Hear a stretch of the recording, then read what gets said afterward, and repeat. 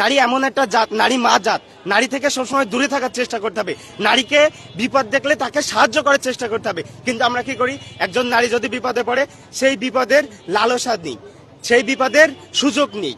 এটা হলো বাংলাদেশের সকল পুরুষের একটা ইয়ে। বাংলাদেশে আইন আছে কিন্তু কোনো আইন প্রয়োগ নাই। যারা আমাদের 302 ধারা আছে কিন্তু খাতা কলমে আছে, কিন্তু এ পর্যন্ত কাউকে দেখছেন 302 ধারা?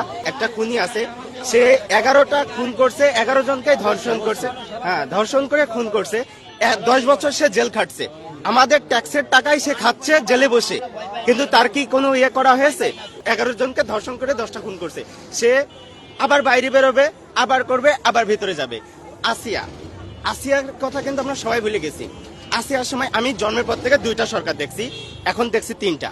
একটা হলো তৎকালীন প্রধানমন্ত্রী হাসিনা, দ্বিতীয় ছিল ইউনূস, তৃতীয় তারেক রহমান। 2টার মধ্যে একটারও পাইনি। তারেক রহমানের ফার্স্ট কেস এইটাই। সে দেখিয়ে দিক প্রকাশে জীবনে সম্ভব না, সে 1 সপ্তাহ সময় নিয়ে ফাঁসি দিয়ে দিক। একটা যদি ফাঁসি হয় বাংলাদেশ থেকে, আপনি মনে করেন যে ধর্ষণ একেবারে নাই হয়ে যাবে। একজনকে ফাঁসি দরকার, একজন যদি ফাঁসি হয় বাংলাদেশ থেকে ধর্ষণ নাই হয়ে যাবে। তেলের ভোগান্তিতে ক্লান্ত? এখনই কিনুন রাইডো, এক চার্জে চলুন 100 কিলোমিটার পর্যন্ত। আমি নিজে যখন দেখবো যে ওরে ফাঁসি হয়েছে, আমি নিজেই কন্ট্রোল করব যে কি ব্যাপার, এরকম একটা ইয়ে। নারী থেকে দূরে থাকতে হবে। নারী এমন একটা জাত, নারী মা জাত, নারী থেকে সবসময় দূরে থাকার চেষ্টা করতে হবে।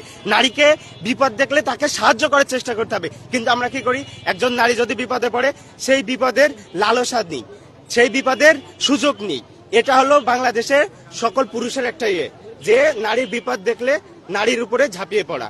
আর বাংলাদেশে কখনোই প্রকাশ্যে বিচার তো দূরের কথা, অনেকে বলতেছে প্রকাশ্যে বিচার, বাংলাদেশে সুষ্ঠু বিচার কখনোই হয় না। আইন আছে, ধারা নাই।